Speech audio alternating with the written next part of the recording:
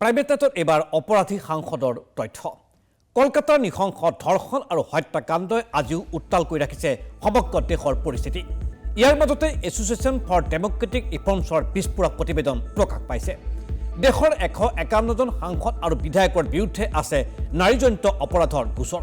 এই ক্ষেত্ৰত শীৰ্ষত আছে পশ্চিমবংগ। ৰাজ্যখনৰ 25জনকৈ বিধায়ক আৰু সাংসদৰ বিৰুদ্ধে আছে নাৰীজনিত অপৰাধৰ গোচৰ। দ্বিতীয় আৰু তৃতীয় স্থানত আছে অন্ধ্ৰপ্ৰদেশ আৰু উৰিষ্যা।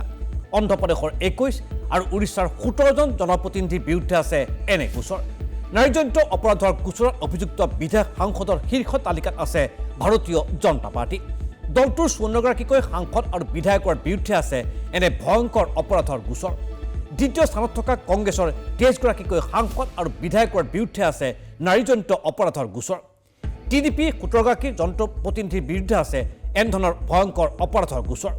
বিজেপি আৰু কংগ্ৰেছৰ 5জনকৈ জনপ্ৰতিনিধিৰ বিৰুদ্ধে আছে ধৰ্ষণৰ অভিযোগ। দেশত 4,693গৰাকী সাংসদ আৰু বিধায়কৰ শপতনামা থকা তথ্যৰ ভিত্তিত প্ৰকাশ পাইছে এই প্ৰতিবেদন।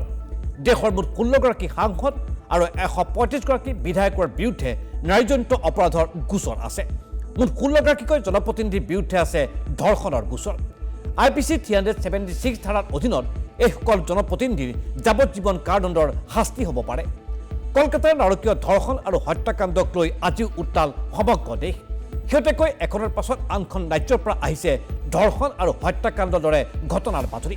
প্ৰায় প্ৰতিদিনে দেশৰ বিভিন্ন প্ৰান্তত সংঘটিত হৈছে ধৰ্ষণ আৰু হত্যাকাণ্ড।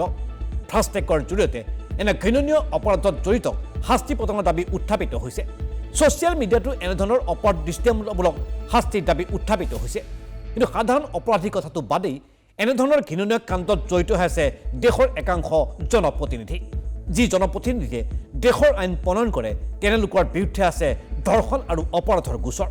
তেনে পৰিস্থিতিত ধৰ্ষণকাৰী অথবা নাৰী নিৰ্যাতনকাৰীৰ বিৰুদ্ধে কেন্দ্ৰীয় ব্যৱস্থা গ্ৰহণ কৰিব চৰকাৰে। দেশৰ প্ৰায় সংখ্যক ৰাজনৈতিক দলতে আছে এনেধৰণৰ অপৰাধী। তেনে ক্ষেত্ৰত এইসমূহ দলে কিদৰে সুৰক্ষা দিব দেশৰ নাৰী সমাজক? এই দিয়াৰ প্ৰতিবেদন প্ৰকাশ পোৱাৰ পাছতেই এক গুৰুত্বপূৰ্ণ আৰু বাস্তৱিক প্ৰশ্ন ৰূপায়িত হৈছে, ধ্বনিত হৈছে দেশৰ সচেতন নাগৰিক সমাজৰ মাজতো।